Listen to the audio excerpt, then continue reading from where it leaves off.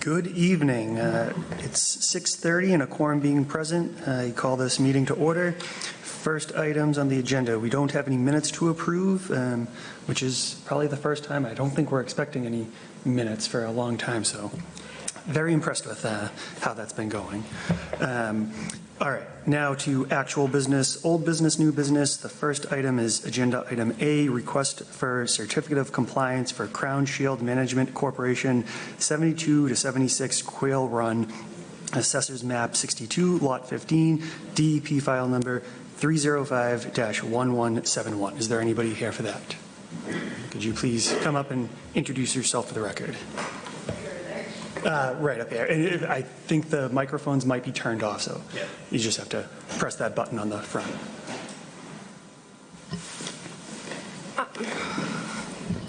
Can you hear me? Yep. Yeah. For the record, my name is Caitlin White. I'm a wetland scientist from Hancock Associates. Like you said, we're just here in request for a certificate of compliance for the work completed at Quail Run. It was completed as approved, no deviations from the plan. And there were no adverse impacts to the wetland resource area. But I'm here if you have any questions. It looks pretty straightforward to me. If anybody on the commission has any questions or comments, by all means. And Abigail and I did do a site walk. Yeah, from the site photo logs. Photos look nice. Yeah, they all look very nice. Clean.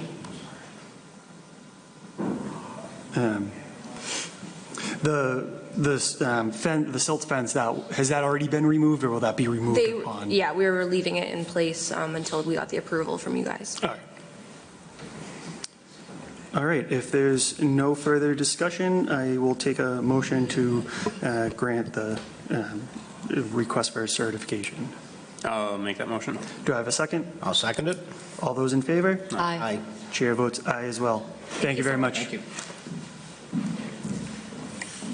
I had to glance over for a moment. Yeah, he is out today. Agenda item B, public hearing, notice of intent for Eco Auto, 623 Main Street, Assessors Map 34, Lot 48, DEP file number 305-1213. Once you finish setting up, just introduce yourself for the record. Hi, thank you, Mr. Chairman. Patrick McCarty Engineering, here tonight on behalf of the applicant. As you just read, we submitted a notice of intent for some work at the existing Eco Auto dealership at 623 Main Street. Just for a little background, last fall we went through the planning board process because the owners of Eco Auto had purchased the building, the existing home at 611 Main Street, with the plans to demolish that, build a new reconditioning facility and a new parking lot. After we finished that permitting process, of course, they decided to shift gears a little bit and focus more on expanding the parking spaces for inventory, right? Inventory is key in the car business.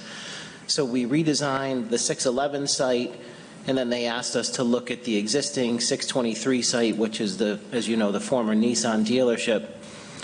I don't know if any of you have been in that parking lot, but it's kind of an interesting layout with a long, skinny island that doesn't seem to make any sense, and another larger island at the beginning, and so it wasn't a very efficient layout.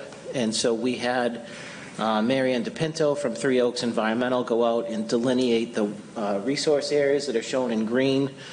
There's a large, it looks to me like it was originally constructed as a detention basin, and then over the years it's just become a resource area. And then at the back of the site there's also some drainage ditches that are jurisdictional. So the green is the limit of the resource area, the red are the 3 buffer zones. So all the work is confined within the footprint of the existing parking lot. We're proposing to eliminate the center island, the front island, and this long kind of odd-shaped island, and create more of a conventional layout. We are swapping out, this is currently paved, it'll become green space. This is currently paved, it'll become green space. We're cutting in new islands and just basically laying out a more efficient designed for the parking lot to maximize the number of spaces. There is a net increase of only about 700 square feet of impervious area. But again, no closer to the resource area, and where we could, we're pulling away from the resource area. We had submitted all of this to the planning board. They sent it out for peer review, and we just got a letter back this morning that essentially just gave the board some, not even comments to address, just deferred to the board, like existing parking to remain that is along the front of the building, and some of it that's not to current planning board regulations. The planning board just has to look at that stuff. All the technical items of the peer review have been addressed. So I think pretty straightforward. We show the limit of erosion control on our full set of plans, and really all the work is within the existing pavement. We're going to saw cut around the existing islands, so the majority of the pavement will stay. We'll infill that, and then we'll cut out for new islands. So not a lot of opportunity for sediment or runoff issues because it's all limited to that existing paved area. All right. So what was the difference between what's there now and the more green space or impervious surfaces? It's a net increase of 700 square feet. 700 square feet, all right. And there is there's existing drainage that goes to existing underground infiltration for that whole parking area. And so 700 square feet, if you run it in the pre versus post calculations, it's a de minimis change. You don't see any, in the output table, you wouldn't see any change to mitigate for. Yeah. Have you responded yet to the peer review letter? Because there are a bunch of stormwater concerns in that peer review letter. We did 2 weeks ago, and when Alex sent our revised plans, she mistakenly forgot to send our response to their comment letter, which she resent to them yesterday, and we got a new letter back today. Okay. So I don't know if you've had I only see the letter from March 20th, so. Oh, yeah, we've gone back and forth, we've addressed all that, and we got one back today that was just, we defer to the board on maybe eight items. Do you have that information, Abigail? Because I don't see it in the files at all. I don't have it, no. Yeah, until I see the answers and correspondence to make sure the plans adhere to the comment letter, I'm gonna make, or I don't want to make a motion, but I'm in favor of continuing this to the next meeting. All right. Agreed. Yeah, 100%, yep. yeah, I mean, it doesn't, like, I appreciate that it's such a small change, but I think, yeah, we're all a little nervous about approving it without having that information. Yeah, So- and I have it, and I could obviously forward it to you right now, but I understand that you haven't had time to read it. Unfortunately, there was that disconnect. They got the revised plans, they just didn't get the revised, the comment letter that said why we were doing what we were doing. Yeah. I think the only one that did relate to drainage, if I may.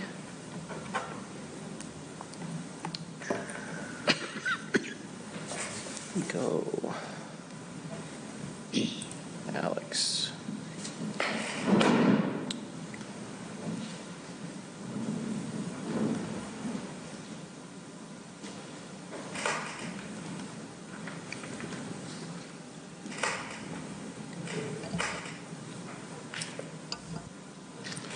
So the comment 10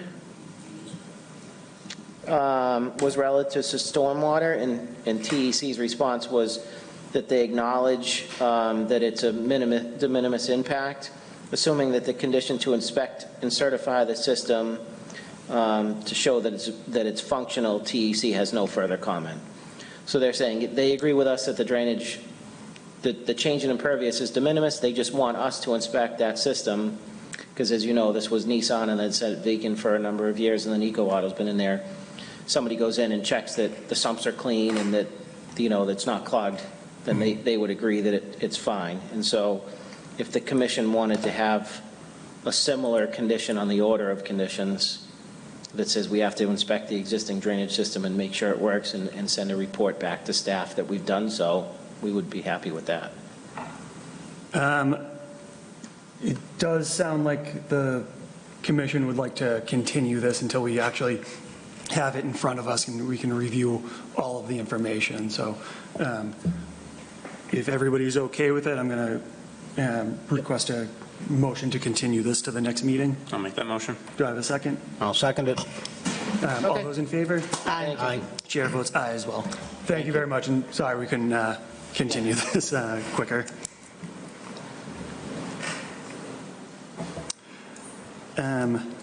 I just want to make note, so this is that was a public hearing, we just continued it, so I'm not going to entertain any public comment at this period, but next meeting, the public hearing will be opened back up for public comment, and you'll have a chance to, comment on it at that point. Was there anyone here to speak on that? Okay. All right, yeah. Agenda item C, public hearing, notice of intent, New England Power Company, Transmission Line Row, Assessors Map 53, 54, lots 25, 29, 30, DP file number 305-1215. Could you introduce yourself for the record, and the floor is yours. My name is Casey Bardier, environmental scientist with VHB. Here on behalf of New England Power Company with Tim Sullivan. Hi, Tim Sullivan with National Grid. And we also have hard copies if that'd be helpful, or if you have it already up. We have it all in front of us. Perfect. No worries. All right. So again, my name is Casey Bardier, and here representing New England Power Company, who's proposing an asset condition refurbishment project on the existing Y151 L164 transmission lines. The project site is located north of Andover Street and then extends within the existing Y151 L164 transmission line right-of-way to the Andover town line. This is a part of a larger project along this right-of-way. It's approximately 5.2 miles, starting here in Tewksbury and then moves east through Andover to the West Andover substation north of Webster Street, and then onto the South Broadway substation in Lawrence. So within Tewksbury, within that section of the project, we are proposing 4 structure replacements. These are going to be directly embedded. And then in addition, we're also proposing 2 new switch structure installations. They're shown on the mapping as 26A and 27A. These will require larger caisson foundation and crushed stone pad foundation pad. So work for the 2 new structures are within resource areas, including bordering vegetated wetlands, 100-foot buffer zone, and the locally regulated 25-foot no disturb zone and 50-foot no build zone. The 4 directly embed structure replacements are outside of jurisdictional areas, so we're here about the 2 new structures and then maintenance work associated with this work, including the installation of construction matting and then installation of erosion controls around the work areas, and just some other information about the different work pads. So it's approximately going to be a 10-foot by 30-foot crushed stone pad around the caisson foundations. And then there's also 2 crushed stone access paths leading to these structures in the wetlands. So the majority of the impact will be in BBW. It's approximately going to be 982 square feet of permanent impact for the installation of the crushed stone pad, and temporary impacts for installation of the construction matting. That's temporary. Areas of temporary disturbance will be seeded, stabilized, allowed to revegetate after the completion of construction. And then the applicant also is proposing a greater than 1-to-1 wetland replication area. It's in the other right-of-way that kind of connects to the Y151.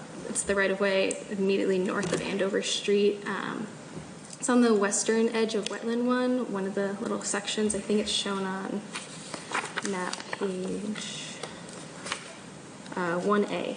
So it's kind of the purple little circle area. So we're proposing a greater than 1-to-1 to allow for, in case there's any failure within the replication area. The replication area is building off of a previous replication area that was built, I don't know, how many years ago was that? Yeah, it was associated with the Merrimack Valley Reliability Project for folks that have been on the commission that go back that probably 5 to 10 years. So it's been, it was installed, it's been through its couple-year monitoring period and signed off on. So since we needed replication for this project as well, we went back to an area that we knew was successful in the past and are essentially making it larger. Yeah, so similar to that project, we're proposing of monitoring that area for 2 years following construction of the replication area. And then, as I mentioned, all areas of temporary disturbance will be seeded, stabilized, monitored for revegetation. And I'll just also mention that the construction matting, which will result in temporary impacts, we are considering that maintenance under the Wetlands Protection Act. And then what else? We're also installing the erosion sanitation control plan and following National Grid's best management practices throughout the course of construction. Yeah, let's look forward to discussing this with the commission. So you're putting 4 in and taking 4 out? We're putting 4 in. That's an upland area outside of jurisdiction, and we're adding 2. Okay. So, yeah, so two new structures. So if you're familiar with the area, we have the north-south right-of-way, and then this kind of goes off to the east and the west. What we're doing with the 2 new structures are switches, which allow us more flexibility in the system to isolate different areas. And as Casey mentioned, they're in the wetland because the lines are all, the north-south lines and the east-west lines are all connected in the air with different jumpers. We're pretty limited as to where we can actually site that switch so that it serves the purpose that we need it for, and so it ultimately, it needs to end up in the loop. We have a little bit of flexibility, but not enough flexibility to get it, fully outside of resources. The crushed stone pad, so you're creating a road through here, but it's crushed stone. Is that what I'm understanding? Yeah, so it's a combination of 2 functions. So first is access, so essentially a road to be able to get to it, because it's going to be hand operated switch, so people will need to be able to access it. It also has a grounding mat underneath it, and so part of the stone just covers the grounding mat, so that the person that's operating the switch is protected when that operation is happening. All right. I guess I'm curious about the size of the stone and is it any vehicle that can go over there, and what's to prevent regular everyday people from driving through here, I guess. Sure. I would say typically it's going to be I can certainly look into it more, but I would say it's intended as probably a pickup truck. All right, A person that we would use that switch for several different purposes, but let's use the storm as an example. If somebody needed to go out and throw that switch so that work could happen somewhere else in the system, that would be usually somebody in a pickup truck. Not an inviting road to go down or anything. No, it's also behind. It's also behind. There's a locked gate off of Andover Street, so you'd have to be able to get into the. You'd have to be able to get into the right of way at a different point in order to utilize that specific location. All right. Any other questions or comments from the commission? It seems like a fairly straightforward National Grid project. So before... Can I just ask one question? Attachment F, is that just a general guideline for all the work in New England, and it's not site-specific to here? Because you talk about rare species, but it doesn't define anything in this project area. Correct. So. Yeah, that's just the National Grid best management practices kind of for the region. All right. This is a public hearing, but before I open it up to the public, I am going to read out a few special conditions. And it's not super long, but give me a little bit of time. Okay, so conditions may include, once the work on the wetland replication is complete, seasonal monitoring of the wetland shall commence for a 2-year period, at which point it is determined that there is 75% plant coverage with wetland plants. Monitoring reports shall document plant coverage, species composition, note of any invasive species colonization, apparent hydrology, as well as contingency plan if sufficient plant coverage is not attained. 2, a wetland scientist shall be present during the excavation of the replication area to designate the subgrade elevation as appropriate for the ecosystem. 3, it is for the wetland scientist's discretion to fine-tune the final replication location as appropriate for the ecosystem. 4, removal of all invasive species shall commence from the replication area and the modified upland buffer zone following the completion of the work and for the duration of the 2-year monitoring period. 5, environmental monitors shall be on site daily to ensure appropriate erosion controls are installed and maintained and shall submit a report to the commission upon completion of the project. 6, install and maintain erosion and sediment controls, which shall include of a properly entrenched silt fence and/or staked straw wattles around the area of construction as to prevent the deposition of sediment from construction activities into nearby wetland resource areas. ESCs shall remain in place until all areas of erodible, loose soil, and other erodible materials have been stabilized at the site. And 7, prior to any construction activity commencing, the following must be completed. ESCs shall be installed by the applicant or an agent of the applicant, and the conservation agent shall inspect and approve of the installed ESCs. Are you okay with all of that? I'll defer to you. Sure. I think I caught most. Yeah, I just wanted on the record, you'll get of course, you'll get a copy of all of that. Sure. So, there was one in there about erosion control inspections. So was that daily? I thought I heard daily. Was the intent there that there be a full-time person on site that's kind of dedicated to inspecting and keeping erosion controls? the erosion controls, we typically, Abigail, you inspect and approve of them, but that's not a daily occurrence that you do. No.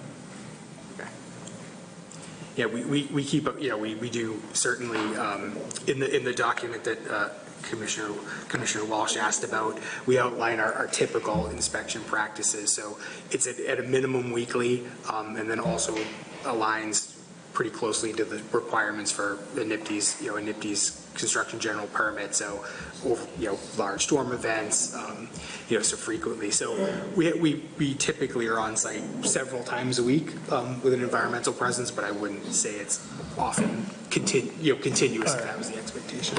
There was a condition read that said that an environmental monitor shall be on site daily to ensure appropriate erosion controls are installed and maintained. Would the commission like me to change that to a different set of time? Because it does require that they be on site daily currently. Yeah, so I think if we're all comfortable with that, we can change that to, I'm not looking for a weekly report or anything. I think if you are going to be there on a weekly basis, and as long as you are able to monitor the erosion controls, I'm comfortable with that. Yeah, this isn't your first rodeo. Yeah. So, Yeah, you could say something like as usual, as outlined in their usual. yeah, BMPs, yeah. We're comfortable with that. Yes, absolutely. Yeah, and if you could just in case, just notate when you're on site, put in your own. Yep, we generate. Right, I know you generate reports and paper to everything, kill so, yep. paper, but it just that way, in case we have to look at it, we'll say, hey, it was done. All right, now that all of that has been read, this is a public hearing. If there's anybody in the public who would like to make a comment, now is the time to do so. But I am not seeing anybody rise to make a comment, so could I have a motion to close the public hearing? I'll make that motion. Do I have a second? Second. All those in favor? Aye. Chair votes aye as well. And could I have a motion to approve the notice of intent as discussed at this meeting? I'll make that motion. Do I have a second? I'll second. All those in favor? Aye. Chair votes aye as well. Thank you very much. Thank you very much.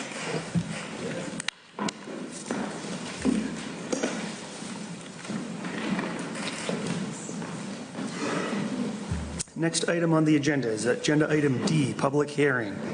notice of intent for Heritage Builders, 283 Pleasant Street, Assessors Map 46, Lot 2. And once you are set up, could you please introduce yourself for the record?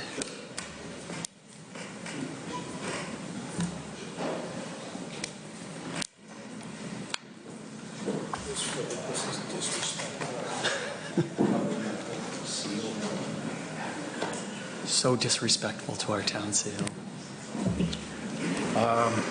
Thank you, Mr. Chairman. Jim Hanley, Civil Design Consultants. And Joseph Sorianello, Heritage Builders Incorporated. You? Great. So as you noted, this is at 283 Pleasant Street. We're here in front of you tonight for a notice of intent application. To summarize the project, it's a removal of the remains of an existing greenhouse, a two-story structure. Where the applicant is Joe under Heritage Builders. So tonight what I'd like to do is just talk a little bit about existing conditions, proposed conditions, and then kind of walk through any questions you might have. Just to get you a sense, there's a handful of moving parts with this application. In February, we were in front of the Board of Appeals seeking a variance, also in front of the Planning Board with an A&R plan to subdivide the lot. We received the variance from ZBA in March. My office did a site walk with Abigail last Wednesday, I believe, and we're in front of you tonight. And the last step of this, hopefully, is the land disturbance permit with the Planning Board. I believe it's next Monday or the Monday that follows. Yeah. So again, we're at 283 Pleasant Street. You can see the plan there. We actually have frontage on Pleasant Street, which is essentially directly across the street from the driveway that services the high school. There's also frontage on Deborah Drive, and that's between number 70 and number 110 Deborah Drive. We're surrounded by residential units. On site right now, there's the remnants of two greenhouses in a single two-story structure that was originally built sometime around 1932 or so. The lot area is 2.2 acres in total. Of that, about 23% or 21,500 square feet is some sort of impervious surface, either paved, the foundation remnants, or rooftops. The site slopes essentially from Pleasant Street towards the northwest, toward Deborah Drive. So Pleasant Street, we're at elevation plus or minus 134. Deborah Street gets all the way down to 118, give or take. There are no wetland pockets or wetlands on site at all. The wetland is located at 305 Pleasant Street. That's directly to our west or to our left as you look at that plan there. And you can see we just colored in the wetland border, and then also the 25, 50, and 100-foot buffer associated with that. So just to give you a sense, again, the lot area is 2.2 acres. 1% of the site is located within the 25-foot buffer. That's 0.3 acres. 5% is located within the 50-foot buffer. That's 0.1 acres. 25 is 0.03 acres, rather, I'm sorry. And then we have 0.3 acres that is within the 100-foot. So only 14% of the site is even located within the 100-foot. We actually had some initial conversations about coming to you with an RDA, but we figured there was enough moving parts that it made sense to just come in with the notice of intent. And if you had any concerns, you could apply conditions to it. The proposed conditions is basically in two phases. So phase one is to basically raise the existing structure, raise the greenhouse and the foundation remnants, perform some soil remediation. You can see on this sheet C2 that we have approximately 1 acre of disturbance associated with this phase one. And that's what triggers the land disturbance permit with the planning board that we're in the process of getting, hopefully. So all we're doing for phase one is essentially removing the existing structures that are there and performing some very minor grading activities. We have absolutely no impacts within the 25-foot. All of our impacts within the 50-foot are limited to about 625 feet.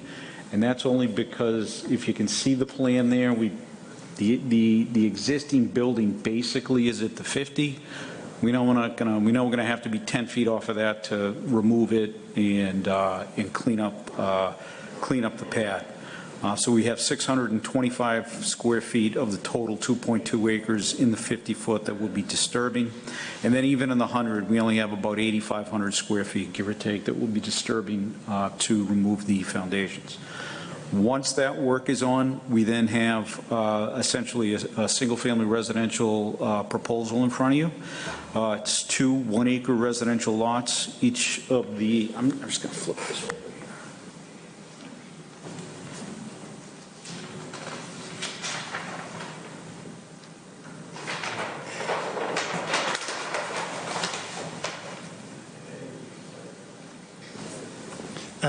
While you've stopped, I'm just gonna, do you mind, closing the door? Thank you.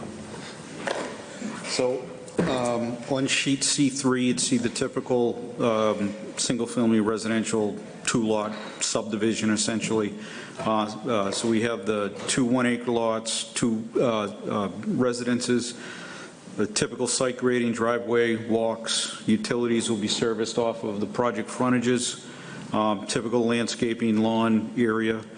We actually have a fairly significant reduction in impervious surface. We go from somewhere around, I think it's about a half an acre, and now we reduce it to about 3/10 of an acre. We have a 60% reduction, give or take, in post-development impervious surface. So even with this phase 2, we have no impacts within the 25-foot buffer. We're proposing erosion controls along the entire length of that. And then even from the 25 to the 100, it's really just limited to minor grading activities associated with the back and side yards. You can see that we made an attempt to keep all of the pavement, all of the 2 structures in the significant grading outside of even the 100-year. As far as stormwater management goes, it's because we trigger that land disturbance permit, we're required to essentially meet DEP stormwater regs. We have a reduction in peaks, increase in recharge, and improved water quality. So, in summary, the proposal complies with the local bylaw, the Wetlands Protection Act. We're not seeking any relief of any kind. I think this is fairly straightforward from a local bylaw and Wetland Protection Act project. Yeah, I would agree with that. The only question I have is about the contaminated soils and the pesticides. I read the report. It seems like the pesticides are contained to the building structure within it. Have you done asbestos testing for any of the glazing that's fallen off or the deteriorated structure to find the full extent of asbestos in the soil? So that's why we brought Al Hanscom from PAR. Maybe he'd come on up and address these questions. Wetlands-wise, it's pretty straightforward. Yeah.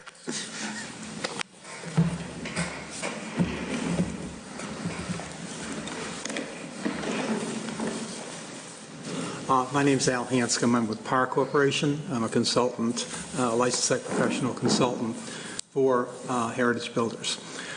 We have done a hazardous building material survey of the existing residential building and the 2 greenhouses, which are substantially dilapidated and on the ground. Our subconsultant is Smith & Wessel. They did a very thorough hazardous building material survey.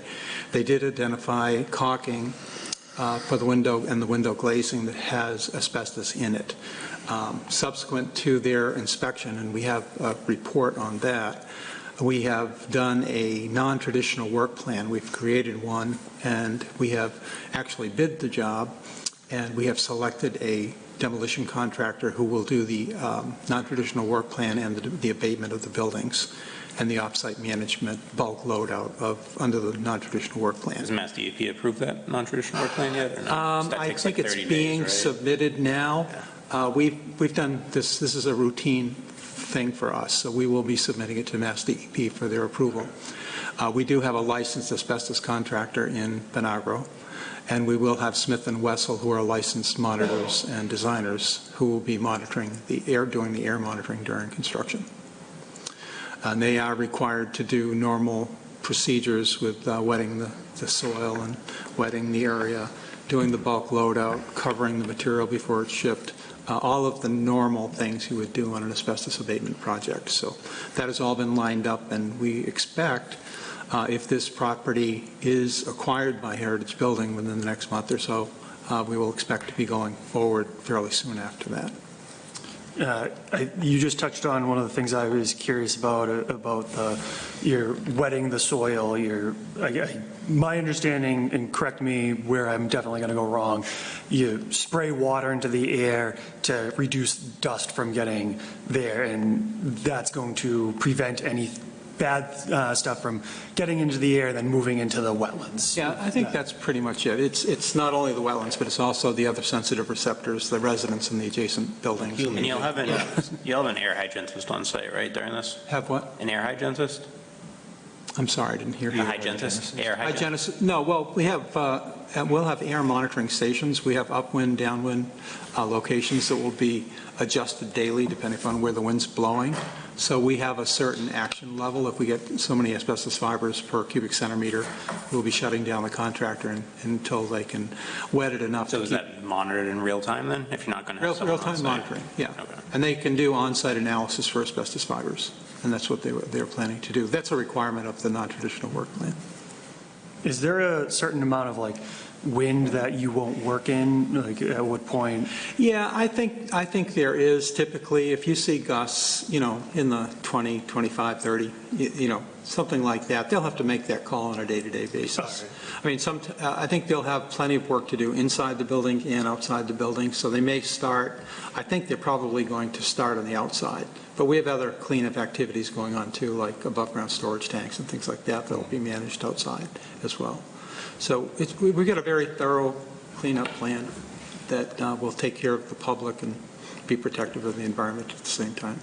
Yeah, I did a quick site walk by myself, just kind of walking over there. Not really where the greenhouses are, just kind of not going into the building. It looks pretty rough, but that place definitely needs to be cleaned up. So it's nice to get that eyesore out of here.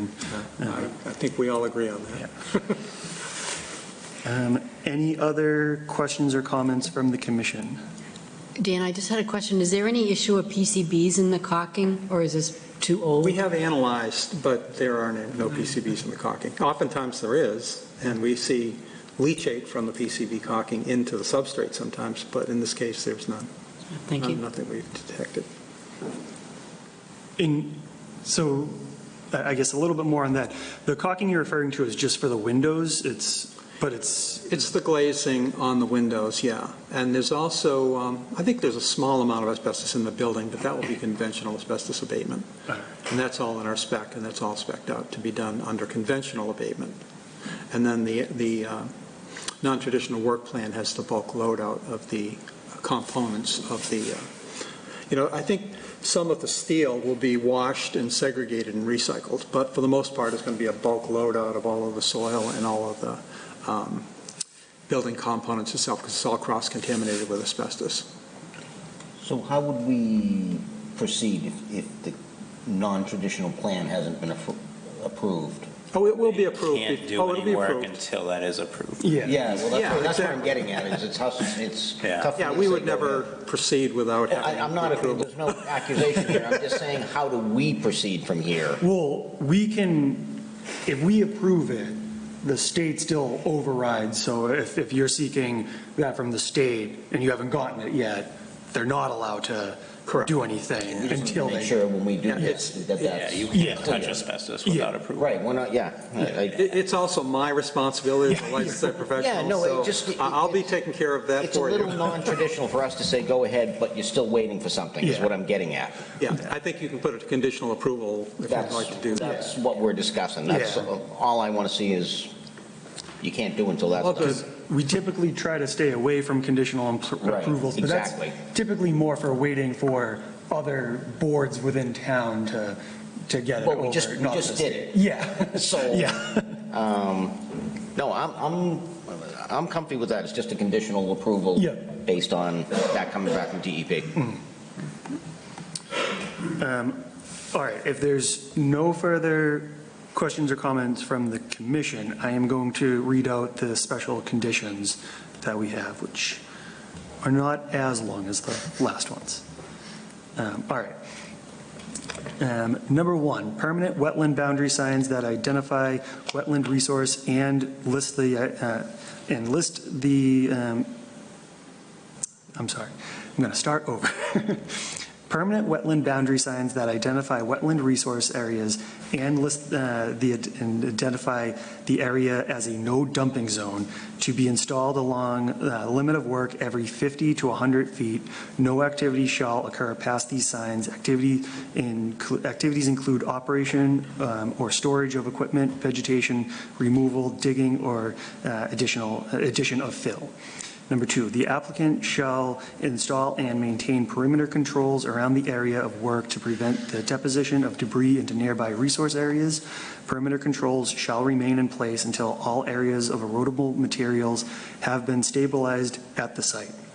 These controls shall act as a limit of work. No equipment can be stored or work done past that point.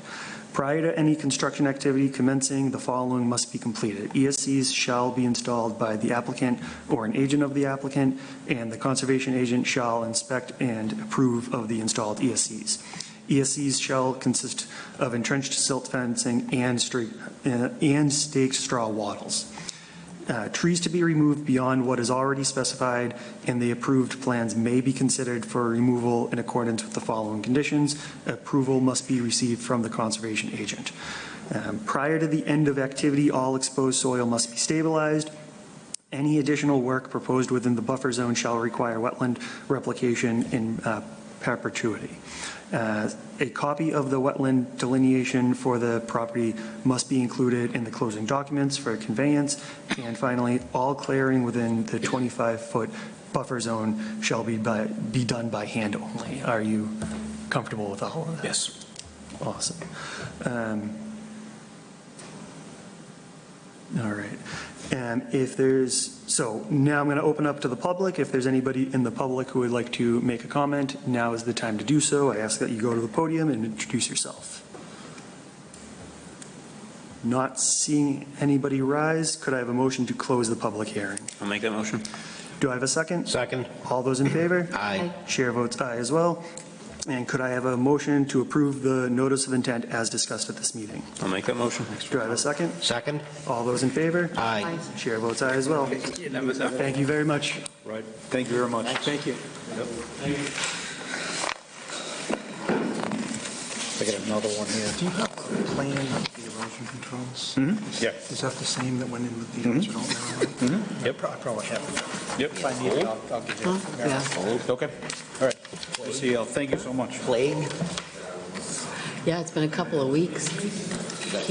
Oh, really? Or I mean, I had a flu shot, I had a COVID shot. that's it? All right. So you got both. Yeah. Next item on the agenda is minor modification, 1879 Main Street, Assessors Map 84, Lot 18, DP file number 305-1185. If you could introduce yourself for the record again, I would appreciate that. Sure. Jim Hanley, Civil Design Consultants. Just want to apologize, there was a little confusion when we filed this. So we filed it as a minor modification with the planner. There was some back and forth with the engineering department. Everybody signed off, and then there was a discussion here at the last meeting that we weren't aware was going to be had, I don't believe, right? So we're here just tonight to kind of explain the very minor adjustments. So you'll recall this was a challenging, long, arduous permitting effort. And they've been in the field building now since I think it was really late summer, early spring. They actually got a lot done in a short construction window. One of the items that we noticed when we were out on site doing some inspection was that after our forebay, right, we have a berm, which is this 3/4 inch crushed stone. And if you look at this plan here, or this sketch, same that's up there, but it's in this area right here. So our parking lot drains down into a swale that gets captured in this rock. There was this 3/4 inch crushed stone. The entire idea there, or 1 to 2 inch wash gravel is what we have. But the entire idea is that as the runoff comes off the parking lot into the forebay, it goes through that gravel, and basically the solids stay in the forebay. That's why we have it there. That was working fine, but you may remember on the original design, we didn't have a channel. We didn't have a rock channel from the forebay to the wet pond. They had been out there, they had done the earthwork. It hadn't been stabilized yet, as shown in this picture, and I think if it was stabilized, we probably don't have any of this washout, but we had some washout. To avoid having to go back in there after this thing is done, if we have washout in the future, we said we're just going to use the same cross-section that we have for these swales. Which is the crushed stone that would lead that's a 6-inch rock riprap pilot channel, 12 inches deep, 2 feet wide, and that's just going to bring the flow from the forebay into the wet pond without the washout. So that was piece one. It was just something that we saw when we were out there, and we thought it made sense to tweak it. And honestly, we thought it might be something that we just catch with the as-built, but we talked to the town, and they wanted to see it as a minor modification, which is fine. We also have a fence that, and this is, well, I guess it's in the floodplain, so it does affect the commission, but a portion of the fence was in such just bad condition that as we were out there putting this paperwork together, the contractor noted that it made sense to remove that from the plan, so that's what we've done. So in totality, those are the two changes that were there. If you have any questions, I'll try to answer them. I appreciate you coming out. I mean, I just wanted an explanation of what Yeah, exactly no, I understand, was right? happening, because it was a long process. If we knew there was going to be conversation on it, we would have come, but we're just, some reason we didn't. We appreciate the explanation of the Yeah. You're just going to put the riprap there, so there's just, Bingo. it's Yeah. just going to slow it down, Yeah. and it's just going to filter in. Yeah, and I think that if the like they did the earthwork, but it was in the late fall, early winter, so it's not, so the grass doesn't grow. If the grass grew, we probably wouldn't have had this issue, but just to make sure we don't, we're going to put the rock. Yeah. And the fence, they're going to hand remove, or how are they going to, can they reach over? Yeah, no, they're probably going to hand remove it, yeah, because it actually is almost acting as a retaining wall as it kind of butts up against the abutters, because they kind of backfilled up Yeah, against it's it, so they'll just have to pull it out. Yeah. And no plans to replace the fence at this Not that portion, no. Okay. All right, seems pretty straightforward. Yeah, so the elevation of the riprap is into the wet pond? Correct, yep, consistent. The elevation, all the elevations are exactly the same, because we had, that's how it is, but we obviously wouldn't want to change it because that's in the floodplain, and we have all those issues working in It's there. just a natural flow. That's it, yep, All right. You're basically connecting them. that's it. All right, I guess I will entertain a motion to approve the minor modification. I'll make that motion. Do I have a second? Second. All those in favor? Aye. Chair votes aye as well. Thank you for very coming much. Yeah, you bet, thank you very much. All right, closing tabs. All right, now we have a few emergency certifications and Denied. one very confusing. Too quick, right. So we have emergency certification for 48 Bridge Street, Assessors Map 98, Lot 110. Abigail. This was the removal of 2 trees within 100 feet of a wetland. They were dead. I just wanted to remove them. All right, any questions or comments on the removal of 2 dead trees? Not hearing any further discussion, could I have a motion to ratify the emergency certification? I'll make that motion. Do I have a second? Second. All those in favor? Aye. Chair votes aye as well. Agenda item G, emergency certification, 109 Florida Road, Assessors Map 81, Lot 76. Abigail. This is for the removal of 1 dead tree within 100 feet of a wetland. All right. Seems pretty straightforward. Any discussion on the removal of one dead tree? Not hearing any, could I have a motion to ratify the emergency certification? Make that motion? Do I have a second? Second? All those in favor? Aye. Chair votes aye as well. And finally, we have agenda item H, statement 83 Pomfret Road, Assessors Map 106, Lot 91.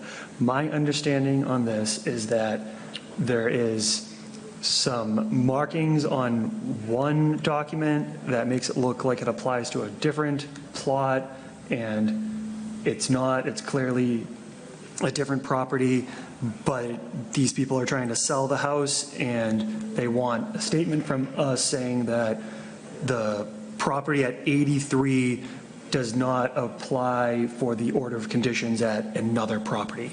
But Abigail, if I mess anything up, could you please correct me? No, that's exactly it. So there was an order of conditions issued in 1986 for. It essentially referenced two properties. It referenced 33 Pomfret Road. It referenced lot 62, which is the lot number for 33 Pomfret Road, and it referenced lot 63. So it referenced three separate lots that came up on the title search. So they're essentially looking for a statement that was issued, similar to a statement issued for another address on Pomfret Road, essentially like unofficially releasing this lot from this order of conditions because it's unclear whether or not the order of conditions references this specific lot. I did not find any plans associated with the 1986 order of conditions, but 83 Pomfret Road is not lot number 62 or lot number 63. So they're basically looking for the commission to vote to issue a statement that states that 83 is not subject to the order of conditions issued in 1986. So the statement that they're looking for is the 83 Pomfret Road Word document, essentially? Yeah, there was one issued in 1990 for a lot on Pomfret Road, and I essentially just copied it, but Road 83. So it says that 83 Pomfret Road isn't subject to the order of conditions. This is just a clear title? Yeah. Okay, for transfer. It'll just be registered, Okay. and then they'll be good to go to sell. And we don't know about any other conditions for 83 in general. No, I have no record. All right. So why did it come up on the title search? That's what I'm confused by. It's unclear. All right, I'm probably going to abstain from this one then.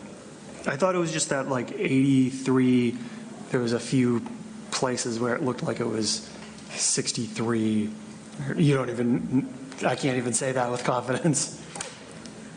All right. So I guess for a motion, I will entertain a motion to state for the homeowners and the future homeowners of 83 Pomfret Road in Tewksbury, Massachusetts, that they do not, their house and property is not under any order of conditions that we know of, especially the ones, any other order of conditions on Pomfret Road. And a letter can be drafted and edited with that. Is there a motion? Could anybody make that motion? I'm just trying to figure out why it was. Yeah, that's where I'm at. That's why I'm abstaining. I don't know. I can't say with confidence that it doesn't have any conditions, I guess. And it's coming Were up the on a original title search. conditions because they were building, as they were building this development? Is that why they were originally on other lots? Conditions on other lots? It's unclear.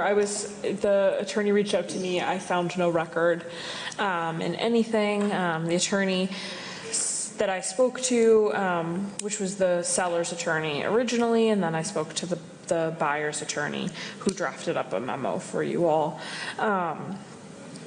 Essentially said that they believe it's Lot 4 on the original plot plan, which is unreferenced, and if the map and lot number for 83 Pomfret Road is also not referenced on the original order conditions. I have no problem helping these people, but I almost need it defined why it's here.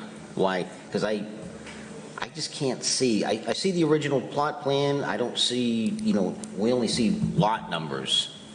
Right. And so that lot number was listed on an order of conditions? Which lot number? The 1, 2, 3, 4, 5? No. So I guess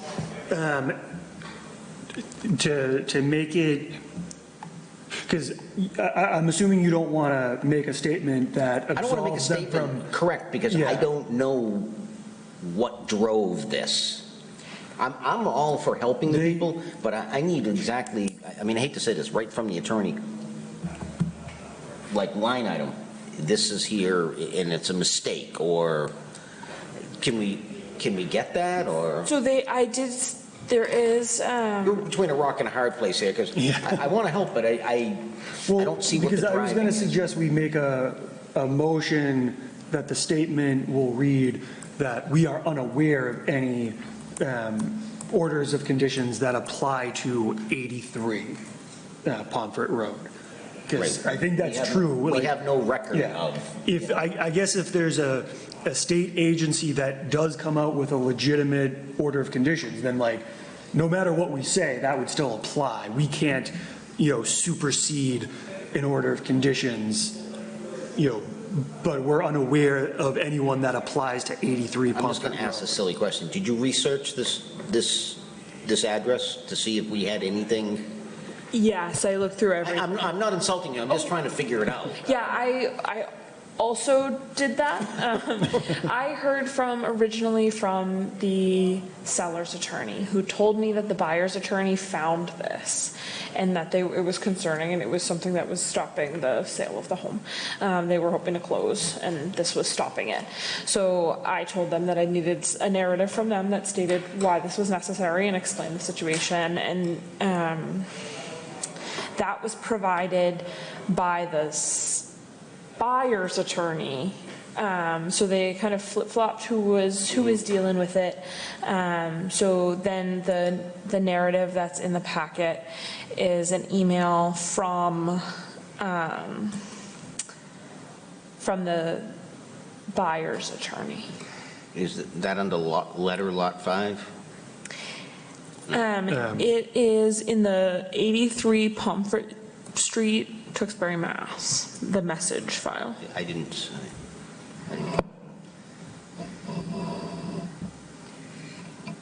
So there is a big pond on the other side of Pomfret, in back of other houses, not on this, not in back of, I know where this is because it's near where I live. So maybe that was originally the order of conditions were for the houses around that pond on the other side, and somehow it got transposed to this. It could be.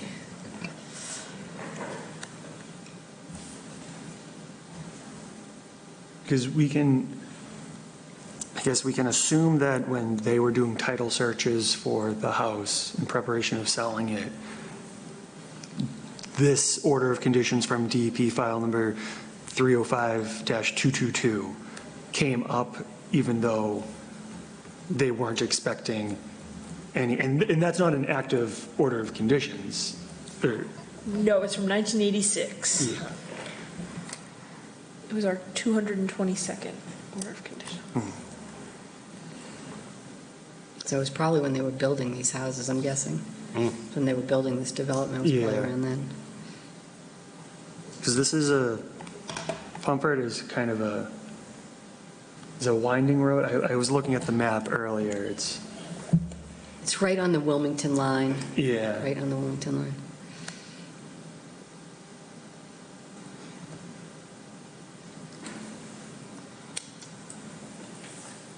Okay, it's understanding the order of conditions pertaining to 1, 2, 7, and 8.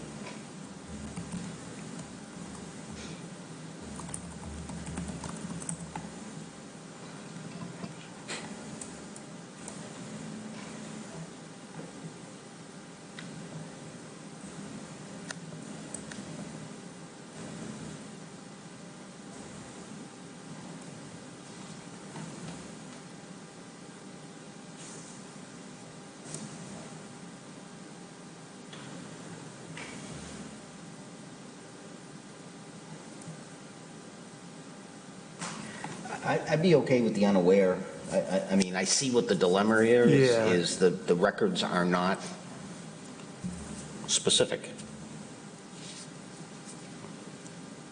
I'd be okay with we're not aware of any order of conditions. How about you, Linda? Yeah, I like your term. Yeah. Could I have a motion to that effect? I'll make that motion. Do I have a second? I'll second. All those in favor? Aye. Chair votes aye as well. And we have one member abstaining. All right, it is one of those weird things. I don't want to go on the record, but I don't want to Correct. prevent these people from. Yeah, this is just reading it, it's, It's a formality, but I don't Yeah. have enough information. Yeah, and like, if for some reason this does delay, like, they can certainly, like, either a much more detailed written statement or Yes. have them come in, a statement from a lawyer, or they can come in and explain the situation. But I do hope that this. I hope is this helps them. Sufficient for everybody. But, and because- if we have to go into the weeds with this, then they're going to need to come in and drill down on it. Just, it's ambiguity at best. Yeah. All right. I don't think we have anything else. There's admin reports. Did I hear that we got official word on the pool party? Yes, we did. So our service agreement was signed. You all approved funds at our last meeting. Service agreement signed and filed with the company, so we're good to go. July 12th. And July I've 12th. made a flyer. And that will be a fun kayak party, going out and pulling weeds from Long Pond. Looking forward to it. And you got funded for Yeah, that? Yes, you all voted for it Right, last. no, so you got your hands on the dough. Right. We don't need it yet, but we're good to go. I'm joking. All right. If there's nothing else to discuss, I will I will entertain a motion to adjourn. I'll make that motion. Do I have a second? Second. All those in favor? Aye. Chair votes aye as well. Next meeting is May 14th. Aye.